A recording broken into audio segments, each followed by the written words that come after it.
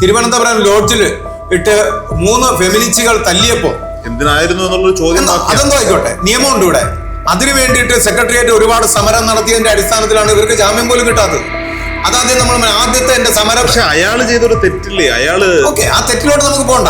അത് പോകണം, ഉറപ്പായിട്ടും അത് പോണ്ടെന്ന് പറയാൻ തെറ്റുകാരനാണ്.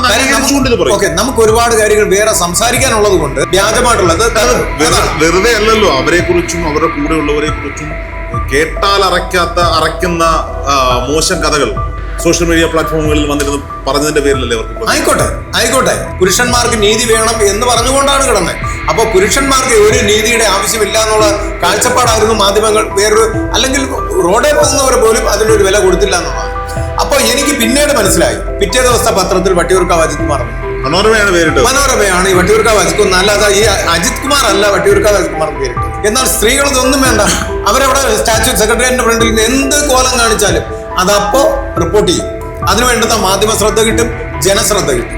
പുരുഷന്മാരുടെ എന്ന് പറഞ്ഞ വലിയ ബുദ്ധിമുട്ട്. ഞാൻ സംശയം ചോദിച്ചത്, ചർച്ചകളെടുത്ത് നോക്കൂ. സ്ത്രീകൾ പറഞ്ഞതിനാണോ ഞാൻ പറഞ്ഞതിനാണോ ഏറ്റവും കൂടുതൽ ലൈക്കും കമന്റും റീച്ചും പോയിട്ടുള്ളത്? അപ്പൊ അത് പുരുഷൻ ഞാൻ തന്നെയാണ്. അത് ഞാനെന്നുള്ള വ്യക്തിയായിരിക്കാം, എന്താണെന്ന് എനിക്കറിയാം. സന്തോഷ് പണ്ഡിറ്റിന്റെ സിനിമ കാണാൻ അത് എന്റെ ഒരു പരാജയം. ഇന്നലെ സംഘടന വളർന്നു. ഓൾ കേരള മെൻസ് അസോസിയേഷന്റെ പരിപാടിയിൽ പങ്കെടുത്ത ഒരാൾക്ക് 800 രൂപ വെച്ച് നിങ്ങൾ കൊടുത്തു എന്നൊരു കണക്ക് പറഞ്ഞപ്പോൾ കൊടുക്കാറുണ്ട്. അതിനെന്താണ് എന്ന് നിങ്ങൾ ചോദിച്ചൊരു നിലപാട്. തീർച്ചയായിട്ടും മറ്റുള്ളവർക്ക് വിളിച്ചു വെക്കും. വട്ടിയൂർക്കാവ് അജിത് കുമാറിന്റെ പബ്ലിസിറ്റിക്ക് വേണ്ടിയിട്ടാണ് ഈ നെഗറ്റീവ് ഷെയ്ഡുള്ള ആളുകൾ പോലീസ് സ്റ്റേഷനിൽ നിന്ന് ഇറങ്ങുമ്പോൾ ഇത്തരത്തിൽ സ്വീകരണം. ഇത് സവാദ്, പൾസർ സുനി, ഗോപിച്ചമണ്ണൂർ, അജിത് ജിയുടെ കുറച്ച് ഓഡിയോ ക്ലിപ്പുകളൊക്കെ അവിടെ കിട്ടിയിട്ടുണ്ട്. അപ്പൊ എനിക്ക് സ്വാഭാവികമായിട്ട് മനസ്സിലായി. ഞാൻ പറഞ്ഞ അതെനിക്ക് വിഷയമല്ല. കാരണം ഞാൻ പറഞ്ഞുതരാം. ഞാൻ ഇവിടെ നിന്ന് ഏതെങ്കിലും രീതിയിൽ ഒന്ന് മാറി നിന്നാൽ, കുറച്ചു നാൾ മാറി നിൽക്കുകയാണെങ്കിൽ ഈ പറഞ്ഞ കാര്യങ്ങൾ ഡബിൾ ആയിട്ട് വരും. മനസ്സിലായില്ലേ? ഇതിപ്പോ വരുത്തുവാൻ വേണ്ടിയിട്ടാണ് ഞാൻ പോയത്. അതിൽ ഇവരെല്ലാം പെട്ടുപോയി. ഇവരെല്ലാം ഇപ്പോ ഇതൊന്ന് ഹൈഡ് ചെയ്ത് വെച്ചിരുന്നുവെങ്കിൽ. നിങ്ങൾ ഒരുക്കിയ കുഴിയിലേക്ക് ഇവരൊക്കെ വന്ന് ചാടിയെന്നാണ്. ഏത്? നിങ്ങൾ ഒരുക്കിയ കുഴിയിലേക്ക്. സത്യം പറഞ്ഞാൽ ഇവർ വന്ന് ചാടി. പുറത്തുനിന്ന് എനിക്കിത് പറയാൻ പറ്റുന്നു. വലിയ നിങ്ങൾക്ക് പറയാനുള്ള കാര്യങ്ങൾ അതിനകത്ത് ഏറ്റവും കൂടുതൽ ഞാൻ അപ്രീഷിയേറ്റ് ചെയ്യുന്ന ഒരു നിലപാട്, ഓൾ കേരള മെൻസ് അസോസിയേഷന്റെ പരിപാടിയിൽ പങ്കെടുത്ത ഒരാൾക്ക് 800 രൂപ വെച്ച് നിങ്ങൾ കൊടുത്തു എന്നൊരു കണക്ക് പറഞ്ഞപ്പോൾ കൊടുക്കാറുണ്ട്. അതിനെന്താണ് എന്ന് നിങ്ങൾ ചോദിച്ചൊരു നിലപാട്. തീർച്ചയായിട്ടും മറ്റുള്ളവർക്ക് ഒളിച്ചു വെക്കും. ഒളിച്ചു വെച്ച് കഴിഞ്ഞാൽ അല്ല, ഇതിപ്പോ എന്റെ കൈ കൊണ്ട് ഞാനിത് എടുത്തിട്ടുണ്ടെങ്കിൽ ഞാൻ എന്റെ ബാലൻസും മറ്റു കാര്യങ്ങളെല്ലാം ഞാൻ ഇപ്പൊ കാണിച്ചു തരാം. കാണിക്കണമെന്ന് പറയാൻ കാര്യം, എനിക്ക് രാഹുലിന് മറുനാടൻ പറഞ്ഞൊരു കാര്യമുണ്ട്. 600 രൂപ നമ്മുടെ രാഹുലിന് അയച്ചു കൊടുത്തത് രാഹുൽ ഈശ്വറിന് ഞാൻ കൊടുത്തു എന്ന് പറഞ്ഞ് എഴുതിയെടുത്തു എന്ന് പറഞ്ഞു. അതിന്റെ സ്ക്രീൻഷോട്ട് എനിക്ക് കാണിക്കണം. അന്നത്തെ ഡേറ്റിലാണ് കൊടുത്തിരിക്കുന്നത്. അത് ഞാൻ കാണിക്കാം. അപ്പോ ഇവിടെ എന്ന് പറഞ്ഞാൽ എനിക്ക് ഇവരെ എല്ലാം ഞാൻ തോൽപ്പിക്കാൻ എനിക്ക് കഴിഞ്ഞു. അതുകൊണ്ടാണ് രാഹുൽ ഈശ്വറിനോട് നിങ്ങൾ ആർക്ക് വേണോ ചോദിക്കാം, അദ്ദേഹം എന്നോട് പറഞ്ഞില്ലേ എന്ന്. എന്റെ ഓഡിയോകൾ പോയിട്ടുണ്ട്, കിട്ടിയിട്ടുണ്ട് എന്ന് അദ്ദേഹം പറഞ്ഞപ്പോ ഞാൻ പറഞ്ഞു അതൊന്നും എനിക്ക് വിഷയമല്ല, എനിക്ക് വിഷയമല്ല, എന്നെ ബാധിക്കുന്ന കാര്യങ്ങളല്ല, കുഴപ്പമില്ല, ഞാൻ പോകാം. കാര്യം എനിക്ക് അറിയാം. ഞാൻ വേറൊരു സ്ഥലം എന്ന് പറഞ്ഞത് ഞാൻ വേണമെങ്കിൽ രഹസ്യമായിട്ട് പിന്നീട് മുമ്പൊക്കെ ഞാൻ പുറത്ത് വിട്ടിട്ടുണ്ടായിരുന്നു. ഇപ്പൊ പുറത്തു വിടാൻ താല്പര്യമില്ല. ഞാൻ വേറൊരു സ്ഥലത്തോട്ട് പോയി ഇത് ഞാൻ കുറച്ച് നാൾ എനിക്ക് മാറി നിൽക്കേണ്ടി വന്നാൽ ആ അവസ്ഥയിൽ ഈ സാധനങ്ങൾ ഇട്ട് കഴിഞ്ഞാൽ എനിക്ക് പ്രതികരിക്കാൻ പറ്റില്ല. അപ്പൊ ഈ പറയുന്ന ജനങ്ങൾ മൊത്തം വിചാരിക്കും ഈ പറയുന്നതെല്ലാം ശരിയാണ്. ഈ പ്രസ്ഥാനത്തിന്റെ പബ്ലിസിറ്റിക്ക് വേണ്ടിയാണോ, വട്ടിയൂർക്കാവ് അജിത് കുമാറിന്റെ പബ്ലിസിറ്റിക്ക് വേണ്ടിയിട്ടാണോ ഈ നെഗറ്റീവ് ഷെയ്ഡുള്ള ആളുകൾ പോലീസ് സ്റ്റേഷനിൽ നിന്ന് ഇറങ്ങുമ്പോൾ ഇത്തരത്തിൽ സ്വീകരണം കൊടുക്കുന്നത്? ഇത് സവാദ്, പൾസർ സുനി, ഗോപിച്ചമണ്ണൂർ. ഞാൻ ഒരിക്കലും എന്റെ പബ്ലിസിറ്റി ആഗ്രഹിച്ച ഒരാളല്ല. മുൻകാലങ്ങളിൽ ഈ കോട്ടൊക്കെ വരുന്നത് ഈ അടുത്ത കാലത്താണ്. ഇതിനു മുന്നേയൊക്കെ ഈ 24 മണിക്കൂർ സെക്രട്ടേറിയറ്റ് സമരം നടത്തിയപ്പോഴും നിങ്ങളൊക്കെ അറിയാത്തൊരു സമരം എല്ലാ മാധ്യമങ്ങളും റിപ്പോർട്ട് ചെയ്തിട്ടുണ്ടായിരുന്നു. വിജയ് പി നായരെ തിരുവനന്തപുരം ലോഡ്ജിൽ ഇട്ട് 3 ഫെമിനിസ്റ്റുകൾ തല്ലിയപ്പോ എന്തിനായിരുന്നു എന്നുള്ളൊരു ചോദ്യം. അതെന്തോ ആയിക്കോട്ടെ, നിയമമുണ്ട് ഇവിടെ. അദ്ദേഹത്തെ ഒരു പുരുഷനെ കയറി തല്ലേണ്ട അധികാരം ഇവിടെ ആ നിയമം ഇവിടെ ആർക്കും കൊടുത്തു. പുരുഷനെയും തല്ലിക്കൂടാ, സ്ത്രീയെയും തല്ലിക്കൂടാ. അങ്ങനെ ഒരു അധികാരം ഒരു സ്ത്രീകൾ മനുഷ്യനെയും തല്ലിക്കൂടാ, മൃഗങ്ങളെയും തല്ലിക്കൂടാ. പട്ടിയെ തല്ലാം ഇവിടെ. പട്ടിയെ തല്ലാൻ പാടില്ല, മനുഷ്യനെ കൊല്ലാം. അതാണ് അവസ്ഥ. അത് വേറൊരു സൈഡ് ഇപ്പൊ നമ്മൾ കാണുന്നതാണ് വയനാടും മറ്റുള്ള കാര്യങ്ങളും. ഓക്കെ, പോണ്ട. അപ്പൊ ഇവിടെ ഭാഗ്യലക്ഷ്മിയും ദിയാസനയും ശ്രീലക്ഷ്മി അറക്കലും ചേർന്നിട്ട് ഈ ഒരു പുരുഷനെ കയറി ആക്രമിച്ചപ്പോ അതിനു വേണ്ടിയിട്ട് സെക്രട്ടേറിയറ്റ് ഒരുപാട് സമരം നടത്തിയതിന്റെ അടിസ്ഥാനത്തിലാണ് ഇവർക്ക് ജാമ്യം പോലും കിട്ടാത്തത്. അതാദ്യം നമ്മൾ ആദ്യത്തെ എന്റെ സമരം. പക്ഷെ അയാൾ ചെയ്തൊരു തെറ്റില്ലേ? അയാള് ഓക്കെ, ആ തെറ്റിലോട്ട് നമുക്ക് പോകണ്ട. അല്ല, അത് പോകണം, ഉറപ്പായിട്ടും അത് പോകണ്ടെന്ന് പറയാൻ തെറ്റുകാരനാണെന്ന്. ഓക്കെ, നമുക്ക് ഒരുപാട് കാര്യങ്ങൾ വേറെ സംസാരിക്കാനുള്ളത് കൊണ്ട്. അല്ല, അദ്ദേഹം തെറ്റുകാരനാണ് എന്ന് അംഗീകരിച്ചുകൊണ്ട് ഇവരും തെറ്റുകാരാണെന്ന് വേണമെങ്കിൽ പറയാം. അയാള് തീർച്ചയായിട്ടും അദ്ദേഹത്തിനെതിരെ കേസെടുത്ത് അദ്ദേഹത്തിന് നിയമപരമായിട്ട് ജയിലിൽ കിടന്നല്ലോ അദ്ദേഹം. അപ്പൊ ആ രീതിയിൽ നടപടികൾ ചെയ്യാം. പിന്നെ ഭാഗ്യലക്ഷ്മി ഏത് മാധ്യമ പ്രവർത്തകരോടും ഒരു കോൾ ചെയ്താൽ മതി, കംപ്ലീറ്റ് മാധ്യമങ്ങളും അവിടെ എത്തി ഇത് റിപ്പോർട്ട് ചെയ്യും. ആ അവസ്ഥയാണ് അവരുടെ. അത്രയും മാധ്യമങ്ങളുമായിട്ട് അടുത്ത് നിൽക്കുന്ന, രാഷ്ട്രീയത്തിൽ കുറച്ച് പിടിപാടുകളുള്ള ഒരു വ്യക്തിയാണ് ഭാഗ്യലക്ഷ്മി. അത് മാത്രമല്ല, യഥാർത്ഥത്തിൽ അവർ ആ ഷോ കാണിക്കാനുണ്ടായ കാരണം ഇവർക്കൊക്കെ പറ്റിയ, നമ്മൾ ഈ മലയിട്ടു എന്ന് പറയുന്ന കേസുകളെല്ലാം ഇതിലെല്ലാം പ്രശസ്തിയിലേക്ക് വരാൻ ഉദ്ദേശിച്ച പെൺകുട്ടികളാണ്. അതാദ്യം മനസ്സിലാക്കണം. ഇവര് ആ പ്രാവശ്യത്തെ ഇലക്ഷൻ, നിയമസഭാ ഇലക്ഷന് നിൽക്കാൻ വേണ്ടി കച്ചകെട്ടി ഇറങ്ങിയതാണ് ഈ സ്ത്രീ. അപ്പൊ ഇവർ വിചാരിച്ചതെന്ന് പറഞ്ഞാൽ ഇങ്ങനെ ഒരു ഓളം സമൂഹത്തിൽ ഉണ്ടാക്കിയാൽ എനിക്ക് ഇവിടുത്തെ അടുത്ത ഇലക്ഷൻ നിന്ന് പാട്ടുംപാടി ജയിച്ചു പോകാന്നുള്ള വ്യാജമായിട്ടുള്ളത്. വെറുതെ അല്ലല്ലോ, അവരെ കുറിച്ചും അവരുടെ കൂടെയുള്ളവരെ കുറിച്ചും കേട്ടാൽ അറയ്ക്കുന്ന മോശം കഥകൾ സോഷ്യൽ മീഡിയ പ്ലാറ്റ്ഫോമുകളിൽ വന്നിരുന്ന് പറഞ്ഞതിന്റെ പേരിലല്ലേ അവർക്ക്. ആയിക്കോട്ടെ, അതായിക്കോട്ടെ, അവർക്ക് കംപ്ലൈന്റ് കൊടുക്കാമല്ലോ. അതാണ് ഞാൻ പറഞ്ഞത്. കംപ്ലൈന്റ് കൊടുത്ത് അതൊരു വിവാദത്തിലോട്ട് എത്തിച്ച്, ചാനൽ ചർച്ചകളിൽ വന്നിരുന്ന ഒരു വിവാദത്തിൽ എത്തിച്ച് അദ്ദേഹത്തിനെ അറസ്റ്റ് ചെയ്ത് ജയിലിലിട്ടിരുന്നുവെങ്കിൽ ആരും ഇതിൽ ഇടപെടില്ല. അപ്പൊ അങ്ങനെയുള്ള ഒരു കേസിലാണ് ഞങ്ങൾ ആദ്യമായിട്ട് മാധ്യമ ശ്രദ്ധ കിട്ടുന്നത്. അത് കഴിഞ്ഞ അതിനു മുമ്പേയും അതിന് ശേഷവും ഒരുപാട് സമരങ്ങൾ സെക്രട്ടറിയുടെ ഫ്രണ്ടിൽ നടത്തിയിട്ടുണ്ട്. ഞാൻ 24 മണിക്കൂർ നിരാഹാരം, ഈ കോട്ടും സ്യൂട്ടൊന്നും ഇല്ലാതെ അവിടെ കിടന്നിട്ട് ഒരു മാധ്യമങ്ങൾ പോലും തിരിഞ്ഞു നോക്കിയിട്ടില്ല. എന്തിന് കിടക്കുന്നു?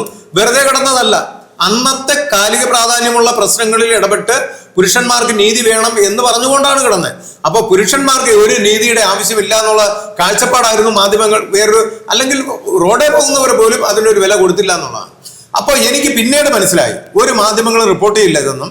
അപ്പൊ നമ്മൾ ആദ്യം നമുക്കൊരു ഐഡന്റിറ്റി ഉണ്ടാക്കണം സ്വന്തം നിലയിൽ. അല്ലാതെ ഈ സംഘടനയുടെ പേരെഴുതി കാണിക്കണം എന്നുള്ളതായിരുന്നു എന്റെ മനസ്സിൽ എപ്പോഴും ഉദിച്ചിരുന്നത്. അപ്പൊ സംഘടനയുടെ പേര് ഒരിക്കലും വരില്ല എന്നുള്ള കാര്യം എനിക്ക് മനസ്സിലായി. അതിനുവേണ്ടി താങ്കൾ വേഷഭൂഷാദികൾ മാറി. അല്ല, അതും പിന്നീടാ. പക്ഷെ എനിക്കൊരു പേരുണ്ടാക്കണം എന്നുള്ളതായിരുന്നു. ഇന്ന ആളാണ് എന്നൊരു ഐഡന്റിറ്റി നമ്മൾ ഉണ്ടാക്കണം. അങ്ങനെയാണ് ഒരു വിവാദ ഒരു പ്രശ്നത്തിൽ ഇടപെട്ടു. അങ്ങനെ ആ സമരത്തെ ഒന്ന് വിവാദമാക്കാൻ ഒരു വ്യത്യസ്തമായിട്ടുള്ളൊരു സമരം, ആ സമരം ചെയ്തു. അതിൽ കൃത്യമായിട്ട് വന്നു. എന്റെ പേര് മനോരമ എന്നാണ് ആദ്യം വിളിക്കുന്നത്. മനോരമ എന്ന് വിളിച്ചപ്പോൾ പേര് പറഞ്ഞു. ഞാൻ എൻ്റെ പേരും അഡ്രസ്സും ഒക്കെ പറഞ്ഞു കൊടുത്തു. അവർക്ക് അതൊന്നും ക്ലിയർ ആകുന്നില്ല. അപ്പൊ പറഞ്ഞു അത് പോരാ, അപ്പൊ സ്ഥലം എവിടെയെന്ന് ചോദിച്ചു. ഞാൻ പറഞ്ഞു വട്ടിയൂർക്കാവിന് അടുത്താണെന്ന് പറഞ്ഞു. പിറ്റേ ദിവസത്തെ പത്രത്തിൽ വട്ടിയൂർക്കാവ് അജിത് കുമാർ എന്ന്. മനോരമയാണ് പേരിട്ടത്. മനോരമയാണ് ഈ വട്ടിയൂർക്കാവ് അജിത് കുമാർ, അല്ലാതെ ഈ അജിത് കുമാർ അല്ല വട്ടിയൂർക്കാവ് അജിത് കുമാർ എന്ന് പേരിട്ടത്. അങ്ങനെയാണ്. അപ്പൊ പിന്നീട് മാധ്യമങ്ങൾ ശ്രദ്ധിക്കാൻ തുടങ്ങി. അപ്പോഴെല്ലാം ഞാൻ പറഞ്ഞു കൊടുത്തത് വട്ടിയൂർക്കാവ് അജിത് കുമാർ. അപ്പൊ അവർക്ക് വേറെ ചോദ്യമില്ല. മലയാളത്തിന്റെ അക്ഷരമുത്തശ്ശി പേരിട്ട മുതലാണ് എന്റെ മുന്നിൽ ഇരിക്കുന്നത്. അതെ, അപ്പൊ അതാണ് സത്യം. അപ്പൊ മനോരമയാണ് എനിക്ക് ഈ വട്ടിയൂർക്കാവ് അജിത് കുമാർ എന്നുള്ള പേര് വരുന്നത്. പിന്നെ എല്ലാ മാധ്യമങ്ങളോട് അങ്ങനെ പറയുമ്പോൾ പിന്നെ അവർക്ക് തർക്കമില്ല. അന്നേ ദിവസം തന്നെ വേറെ ഒരു പത്രം കേരള മോദി എന്നാണ്, അവർക്കും ഈ അജിത് കുമാർ എന്ന് പറഞ്ഞിട്ട് അത് ക്ലിയർ ആകുന്നില്ല. അവർ പിന്നീട് എന്റെ ഇനിഷ്യൽ വെച്ചാണ് പേരിട്ടത്. പക്ഷെ പിന്നീട് ഞാൻ എല്ലാവർക്കും പറഞ്ഞു കൊടുത്തപ്പോൾ വേറെ ഒരു തർക്കമില്ല ഇട്ടു. അതുപോലെ തന്നെ മറ്റുള്ള നമ്മുടെ സംഘടനയിലുള്ള മറ്റുള്ളവരോട് പേര് പറഞ്ഞാലും അവർക്ക് ഇനിഷ്യൽ ഉൾപ്പെടെയുള്ള വേണം, അല്ലെങ്കിൽ സ്ഥലപ്പേര് വേണം. അങ്ങനെയാണ് പത്രക്കാർ എഴുതുന്നത്. അതാണ് എൻ്റെ റൂട്ട്. അതൊന്നും എനിക്ക് മനസ്സിലായി. പിന്നെ അത് വട്ടിയൂർക്കാവ് അജിത് കുമാറായി. അപ്പൊ ഈ വട്ടിയൂർക്കാവ് അജിത് കുമാർ എന്നുള്ള പേര് ക്ലിയർ ചെയ്തതിന് ശേഷം പിന്നീട് ഞാൻ വിചാരിച്ചു ഇനി സംഘടനയുടെ പേര് മുന്നിലേക്ക് വരണം. അങ്ങനെ സംഘടനയോട് ഇത് വന്നു. പിന്നെ ആൾക്കാർ ശ്രദ്ധിക്കപ്പെടണം. നമ്മൾ ശ്രദ്ധിക്കപ്പെട്ടാൽ മാത്രമേ ഈ കാര്യങ്ങൾ വർക്കൗട്ട് ആവും. അല്ലെങ്കിൽ പുരുഷന്മാരുടെ സംഘടനയാണ്, എന്നാൽ സ്ത്രീകൾ ഇതൊന്നും വേണ്ട. അവരവിടെ സ്റ്റാച്യു സെക്രട്ടേറിയറ്റിന്റെ ഫ്രണ്ടിൽ നിന്ന് എന്ത് കോലം കാണിച്ചാലും അതപ്പോ റിപ്പോർട്ട് ചെയ്യും. അതിനു വേണ്ടുന്ന മാധ്യമ ശ്രദ്ധ കിട്ടും, ജനശ്രദ്ധ കിട്ടും. പുരുഷന്മാരുടെ എന്ന് പറഞ്ഞ വലിയ ബുദ്ധിമുട്ടാണ്. ഞാനൊരു സംശയം ചോദിച്ചിട്ട്, ഈ മാധ്യമ ശ്രദ്ധ കിട്ടുമെന്ന് പറയുമ്പോൾ ഇത് കാണാനിരിക്കുന്നവർ, ആളുകൾ കാണാനുള്ളത് കൊണ്ടാണല്ലോ മാധ്യമങ്ങൾ ഇത് റിപ്പോർട്ട് ചെയ്യുന്നത്. അതിൽ ഭൂരിഭാഗവും പുരുഷന്മാരല്ലേ? അതെ, പുരുഷന്മാരെന്ന് മാത്രം പറയാൻ പറ്റില്ല. ഇത് ജനങ്ങളിലേക്ക് എത്തണം ഈ പുരുഷ സംഘടന. കാരണം അല്ല, ഞാൻ സമ്മതിച്ചു. അങ്ങ് പറഞ്ഞതിനകത്ത് ഒരു ചെറിയ സാധനം ഒളിച്ചു കടത്തി. എന്തായിരുന്നു? കാണാൻ കൊള്ളാവുന്ന സ്ത്രീകൾ സമരം ചെയ്താൽ, കാണാൻ കൊള്ളാവുന്ന സ്ത്രീകൾ, കാണാൻ കൊള്ളണമെന്നൊന്നുമില്ല. ശരി, സ്ത്രീകൾ സമരം ചെയ്താൽ, സ്ത്രീകൾ എന്തെങ്കിലും ഒരു പ്രശ്നത്തിൽ ഇടപെട്ടാൽ ഇത് വാർത്തയാക്കാൻ മാധ്യമ പ്രവർത്തകരുണ്ട്. ഇത് എന്തുകൊണ്ട് അത് വാർത്തയാക്കുന്നു? അത് കാണാൻ പ്രേക്ഷകർ ഉള്ളതുകൊണ്ട്. ആ പ്രേക്ഷകരിൽ ഭൂരിപക്ഷം അല്ലല്ലാണ്. പ്രേക്ഷകർ ഇല്ലെങ്കിലും സ്ത്രീകൾ, ഇപ്പൊ ഞാൻ ഒരു കാര്യം ചോദിക്കാം. സ്ത്രീകൾ വന്നിരുന്ന് ചാനൽ ചർച്ചകളിൽ വന്ന് കുറയ്ക്കുന്നതിൽ എത്ര കേസുകൾ റീച്ച് കിട്ടുന്നത്? അതേസമയം ഞാൻ അവിടെ പോയിരുന്നു കഴിഞ്ഞാൽ അത് നല്ല രീതിയിൽ പോകുന്നുണ്ട്. നമ്മൾ ഈ ഇടയ്ക്ക് തന്നെ നമ്മള് ന്യൂസ് 18 അല്ലെങ്കിൽ കൈരളി ചാനലില് ചർച്ചകളെടുത്ത് നോക്കൂ. സ്ത്രീകൾ പറഞ്ഞതിനാണോ ഞാൻ പറഞ്ഞതിനാണോ ഏറ്റവും കൂടുതൽ ലൈക്കും കമന്റും റീച്ചും പോയിട്ടുള്ളത്? അപ്പൊ അത് പുരുഷൻ ഞാൻ തന്നെയാണ്. അത് ഞാനെന്നുള്ള വ്യക്തിയായിരിക്കാം, എന്താണെന്ന് എനിക്കറിയില്ല. സന്തോഷ് പണ്ഡിറ്റിന്റെ സിനിമ കാണാനും ഈ നാട്ടിലെ ആളുണ്ട്. സന്തോഷ് പണ്ഡിറ്റ്, ഞാനൊരു കാര്യം പറയാം. സന്തോഷ് പണ്ഡിറ്റ് വന്ന കാലം മുതൽ അംഗീകരിച്ച ഒരാളാണ്. ഞാൻ അംഗീകരിച്ചുകൊണ്ട് തന്നെ പറയാണ്. സിനിമ അന്നാരും അംഗീകരിച്ചു. ഞാൻ പറയട്ടെ, സിനിമ എന്ന് പറയുന്ന ഒരു ചട്ടക്കൂട് നമ്മുടെ മനസ്സിലുണ്ടാകും. ഇതിനെ പൊളിച്ചുകൊണ്ട് അയാളും സിനിമ ചെയ്യും. തീർച്ചയായും കലാമൂല്യമുള്ള സിനിമകളാണോ എന്ന് ചോദിച്ചാൽ അല്ല എന്നാണ് എന്റെ വ്യക്തിപരമായ ഉത്തരം. ഞാൻ കണ്ടിട്ടില്ല, ഇതേവരെ കണ്ടിട്ടില്ല. എന്റെ വ്യക്തിപരമായ ഉത്തരം അല്ല എന്നാണ്. പക്ഷെ ഞാൻ പറഞ്ഞത് എന്താണെന്ന് വെച്ചാൽ,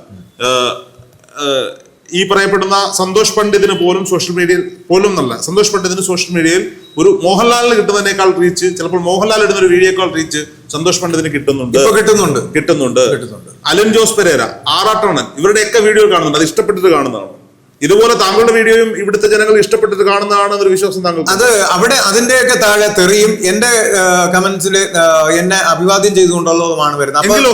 അപ്പൊ നമുക്ക് മനസ്സിലാക്കാം. എനിക്ക് ഈ സവാദ് വിഷയത്തിൽ എന്ന് പറഞ്ഞാല് നെഗറ്റീവ് കമന്റ്സ് എന്നുള്ളത് ഒരെണ്ണം പോലും വരില്ല എന്നുള്ളതാണ് ആ സ്ഥിതിയായിരുന്നു. അതുകൊണ്ടാണ് മീഡിയ വണ്ണില് പറഞ്ഞത് ഇവരിൽ നിന്ന് ചിലപ്പോൾ MD MLA ഒക്കെ ആവാനുള്ള സാധ്യതയുണ്ട്, അദ്ദേഹത്തിന് കിട്ടുന്ന സപ്പോർട്ട് എങ്ങനെയാണെന്ന്. അങ്ങനെ ഒരു പ്രോഗ്രാം തന്നെ അവർ നടത്തിയിട്ടുണ്ട്, ഇപ്പോഴും യൂട്യൂബിൽ കിടപ്പുണ്ട്. അപ്പോ ഈ നമ്മൾ ഇഷ്ടത്തോട് കൂടിയിട്ടാണോ ഇഷ്ടപ്പെടാതെയാണോ? മോഹൻലാൽ ഇടുന്നതിലും ആറാട്ടണ്ണ ഇടുന്നതിലുമുള്ള സംഭവങ്ങൾ അത് അവിടെയാണ് നമ്മൾ നോക്കേണ്ടത്. കമന്റ്സിൽ എങ്ങനെയാണ്? ഇപ്പൊ ഇവൻ മട്ടൻ എന്ന് പറഞ്ഞു കഴിഞ്ഞാൽ ഇഷ്ടമില്ലാതെയാണ് പറയുന്നത്. വിളിക്കുന്നവരുണ്ട്. അത് ഈ അടുത്ത കാലത്ത് വരെയുള്ളൂ എന്ന് പറഞ്ഞാൽ ഇപ്പൊ ഒരുപക്ഷെ താങ്കളുടെ ഈ കോട്ട്, താങ്കളുടെ ID കാർഡ്, താങ്കളുടെ ഈ മുടി, താങ്കളുടെ ചുവന്ന കാലുകളുള്ള കണ്ണാട, ഇതിനെയൊക്കെ കളിയാക്കുന്നവരുണ്ട്. ഇപ്പൊ ഞാൻ പബ്ലിസിറ്റിക്ക് വേണ്ടിയിട്ടാണ് ഇങ്ങനെ വേഷം കെട്ടുന്നതെന്നാണ് അവർ പറയുന്നത്. അല്ല, അങ്ങനെ പറഞ്ഞാലും എനിക്ക് വിഷയമില്ല. ഇപ്പൊ യഥാർത്ഥം പറഞ്ഞാൽ ഇത് മുൻപേ ഞാൻ എന്താണോ മനസ്സിൽ ഉദ്ദേശിച്ചത്, മുൻപേ എനിക്ക് ഈ സംഘടനയെ വളർത്തിക്കൊണ്ടുവരണം. കാര്യം നമ്മളൊരു പ്രസ്ഥാനം തുടങ്ങിയിട്ട് ഇത് പരാജയത്തിപ്പോ ഇത് കൂട്ടിപ്പോയാൽ അത് എന്റെ ഒരു പരാജയം. ഇന്നൊരു സംഘടന ഇന്ന് വളർന്നു, ഇന്ന് ഏറ്റവും ടോപ്പിൽ നിൽക്കുകയാണ്. എവിടെ നിന്നാണ് നിങ്ങൾക്ക് ഈ സാമ്പത്തിക സോഴ്സ്?